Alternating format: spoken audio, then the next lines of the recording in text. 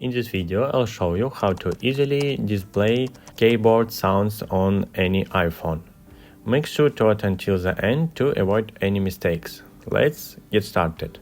First, open the Settings app, then scroll down until you found Sounds and Haptics. If you scroll down a bit further, you'll see the option for keyboard feedback. Tap on the option and you'll be able to adjust the settings. If your keyboard is making sounds while you type, you can easily turn that off by toggling the switch next to Sound.